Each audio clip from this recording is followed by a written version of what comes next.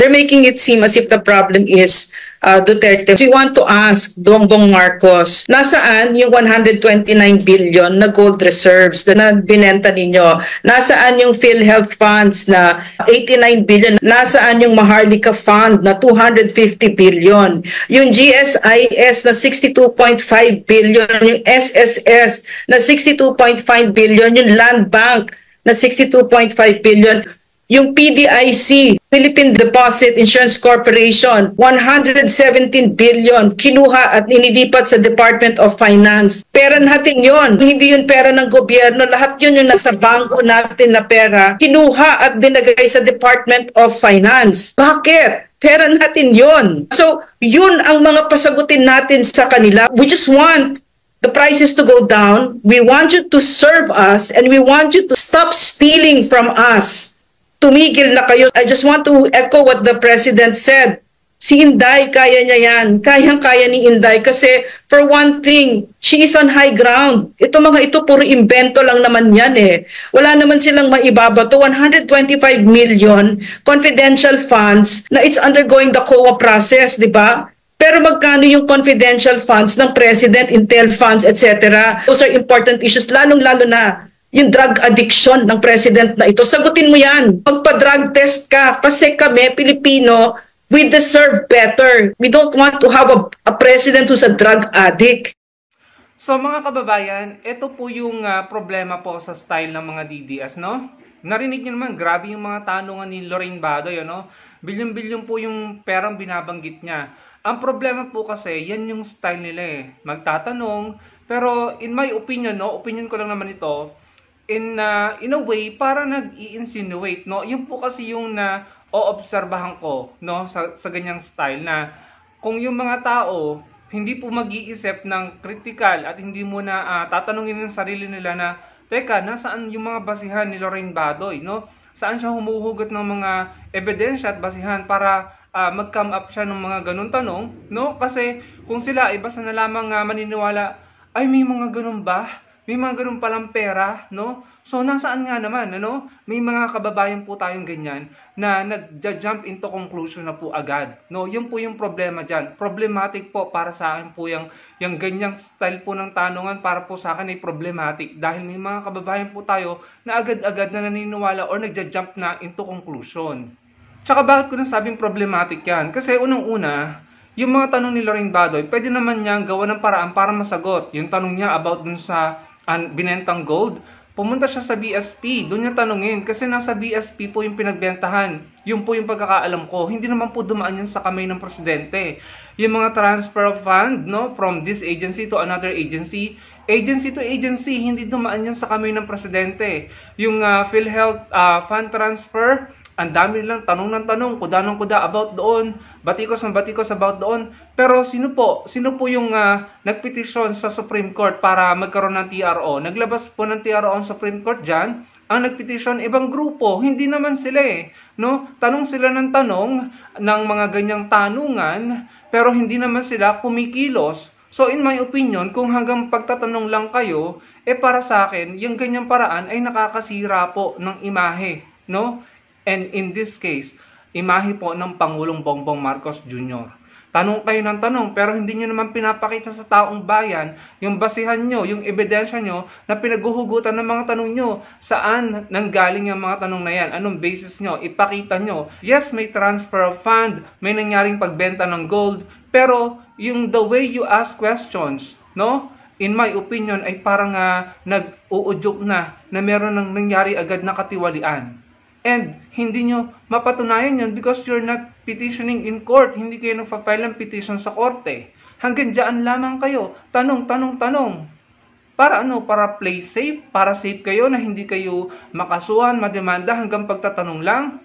Because again, in my opinion, may mga kababayan po tayo na naniniwala agad at nagja-jump into conclusion agad na may nangyaring katiwalian na agad. No? And ayan, binabanggit po niya, sino po bang pangalan na nababanggit niya dun sa content niya? Si PBBM, no? Yeah, by the way, no, disclaimer. Nakita ko po sa TikTok yan, kaya hindi ko na po napigilang gawa ng reaksyon, ano, at bigyan ng opinion dahil ang dami pong nagre-upload, no? And dun sa mga content pong yun, nakita po natin yung mukha po ni Lorraine Badoy at ang dami pong nag-re-upload, nag-repost ng video na yan.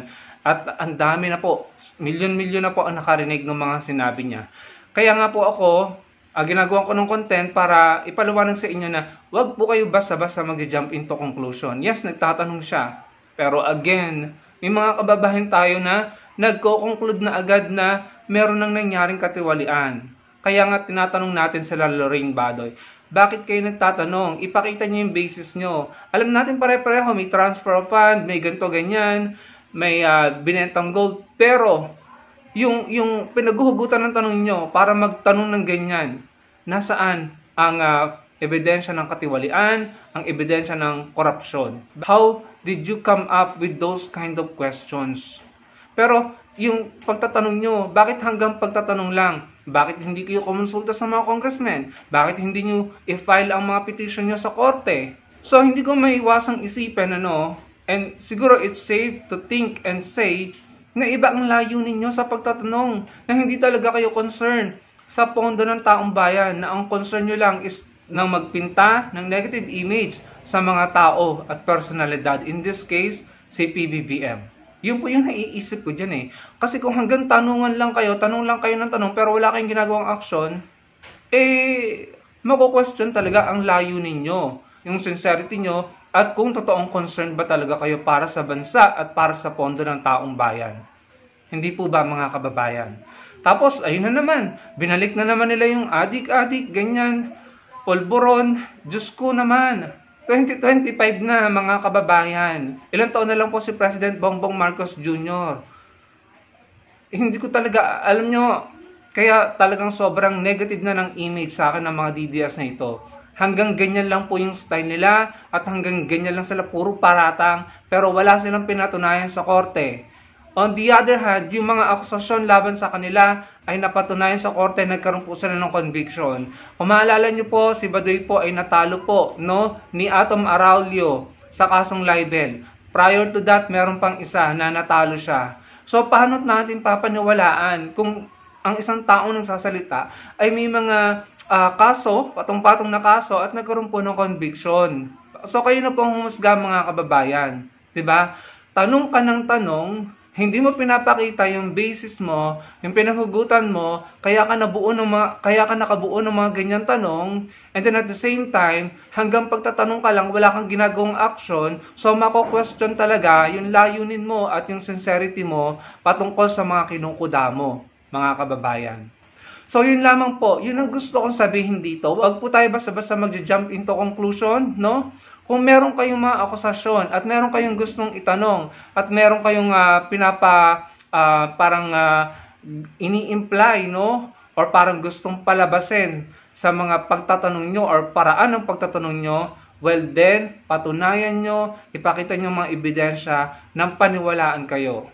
Unfortunately, may naniniwala na agad sa mga ganyang style, sa mga ganyang tanungan. Meron na agad nag-jump into conclusion. At yun po yung concern ko dito. May mga tao po nasisira nang hindi pa naman napapatunayan pa. At wala naman, siguro kung may pinakita ka ng mga basis at pinaliwanag mo kung bakit ka nakakapagtanong ng ganyan, then therefore siguro mapapaisip kami, sandali, baka naman may laman yung sinasabi niya. Pero wala hanggang pagtatanong ka lang and wala kayong action na ginagawa para patunayan yung mga pagtatanong nyo ay may laman. Hindi po ba mga kababayan? So yun lamang mga kababayan, maging matalino po tayo at maging kritikal sa pag-iisip. Lalo na malapit na po ang 2025 election. Huwag po tayong magpauto, huwag po tayong magpalinlang, huwag po tayo basta-basta maniwala. Yun lamang, maraming salamat sa panonood. Sana po i-like nyo ang video at makapagbigay po kayo ng opinion patungkol sa mga narinig nyo dito po kay Badoy at sa mga naging reaction ko. Ilagay nyo lamang po sa comment section below. Maraming pong salamat at magkita-kita po tayo sa susunod kong video. Salamat po.